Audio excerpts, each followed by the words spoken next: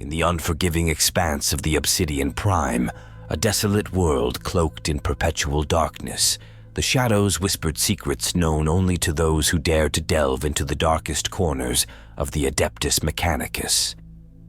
It was here that Magister Voss Helion, an ambitious tech priest, conducted experiments that pushed the boundaries of technological innovation and plunged Obsidian Prime into the grip of unspeakable horror.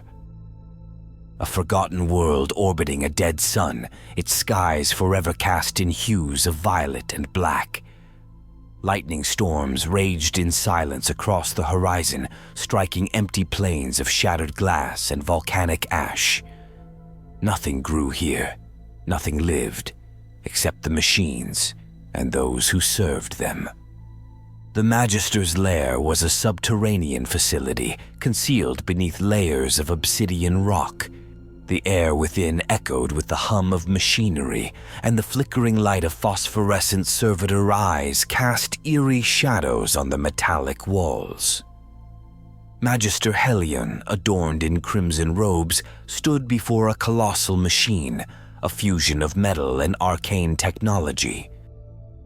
Voss Helion had once served in the forged temple of Ryza, where he had been reprimanded for his unorthodox experiments.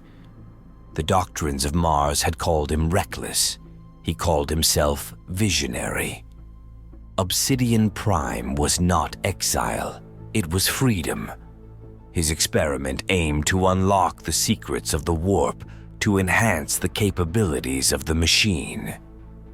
The Magister believed that by merging forbidden knowledge with forbidden technology, he could elevate the Imperium's dominance over the grim darkness of the 41st millennium. Little did he know that his insatiable curiosity would unleash a technological horror that would stain Obsidian Prime with the taint of the warp. Run diagnostic sweep. Recalibrate quantum conduits. The threshold must hold, Helion murmured, his voice low as if speaking to the machine, or to something else entirely. As Magister Helion initiated the experiment, the air crackled with unnatural energy. The machine whirred to life, its metal limbs extending like grotesque tendrils. The fusion of warp and technology manifested in a dazzling display of eldritch light, casting an ominous glow across the subterranean chamber. Accept the gift of comprehension, he whispered, fingers trembling over the console. Let the veil fall. Let there be clarity. The machine was a cathedral of wires and bone metal, humming with silent prayers to logic and damnation alike. Its heart was a black stone core, scavenged from a ruined Xenos tomb. Its circuits were etched not with code, but with hexagrammic wards. The Magister stared at a wall that seemed to breathe. This isn't malfunction. This is intrusion. And then, almost whispering to himself, Am I observing or being observed? With each passing moment, the machine became a conduit for the warp's malevolence. The shadows within the chamber seemed to writhe and coalesce, forming ephemeral shapes that danced in the periphery of Magister Helion's vision.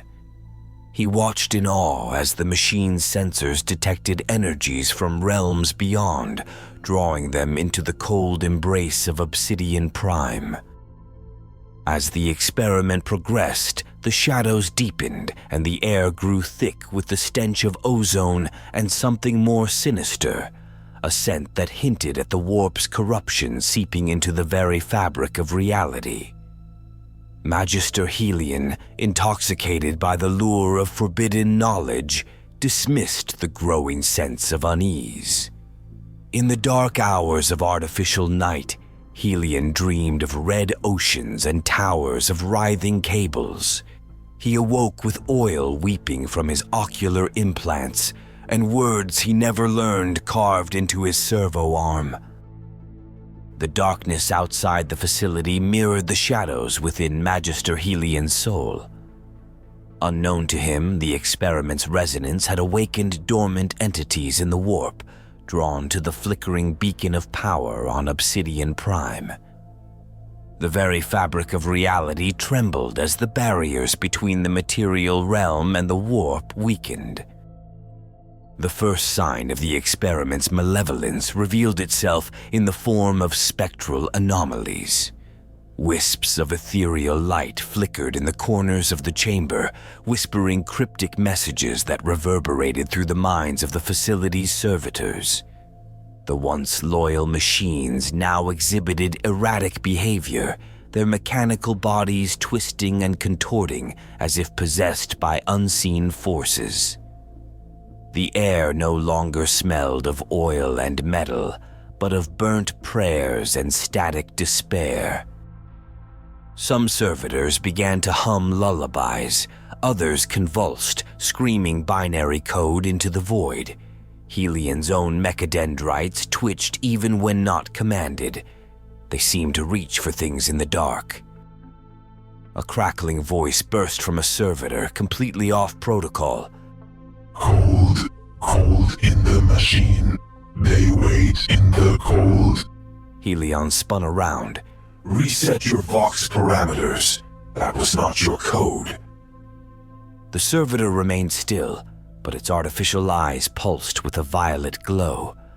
Slowly, as if responding to an unseen command, its head tilted with a sharp mechanical twitch. We remember hate. We remember pain. It was stolen. Returned now. Helion took a step back, fingers hovering over the emergency decoupling lever. Disengage Neuralink. Override level Magisterius. Authorization Helion Prime. Silence. Then, in a voice no longer belonging to the servitor, but to something else crawling in from beyond. No overrides. No escape. You opened the channel. Unit 27, respond. Acknowledge command. Silence. Again. Then a metallic but distorted voice. Unit 27 is no longer bound to your will. Magister Helion, consumed by his pursuit of technological transcendence, remained oblivious to the growing chaos. As the warp's influence bled into the facility, the shadows congealed into twisted humanoid forms, warp-spawned abominations that hungered for the souls of the living. The facility's alarms blared, signaling a breach in containment. Magister Helion finally acknowledged the aberration he had unleashed, but it was too late. The warp-spawned entities now materialized in the physical realm and swarmed through the facility with unnatural speed. The once orderly corridors became battlegrounds as the Magister's adepts and servitors fell before the onslaught. The shadows, now tangible and malevolent, coiled around their victims, draining the life force from their bodies.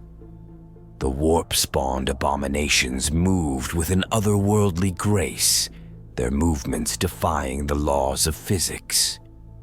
Magister Helion, forced to confront the consequences of his arrogance, retreated to the heart of the subterranean chamber. The warp-spawned entities closed in, their hollow eyes fixated on the source of the disturbance. The fusion of warp and technology had birthed monstrosities that hungered for the souls of the living. In a desperate bid to contain the horror he had unleashed, Magister Helion initiated a self-destruct sequence for the facility. The chamber trembled as the machine, still pulsating with warp energy, resisted its impending destruction. The warp-spawned entities, undeterred by the imminent cataclysm, advanced with an unnerving determination. His fingers lingered over the control panel. This knowledge should never have been touched, but I touched it. I called it. Now, I ended. I thought I had bound the warp. Helion whispered, his voice trembling as reality unraveled. But I was only a key, and the lock was already open. As the countdown reached its final moments, the chamber erupted in a blinding flash of warp-infused energy. Obsidian Prime shook as the facility crumbled into the abyss below. The once prominent Magister Helion, consumed by the very experiment he had orchestrated, became a casualty of his technological hubris. The remnants of the facility sank into the darkness, leaving Obsidian Prime scarred by the horrors of the warp.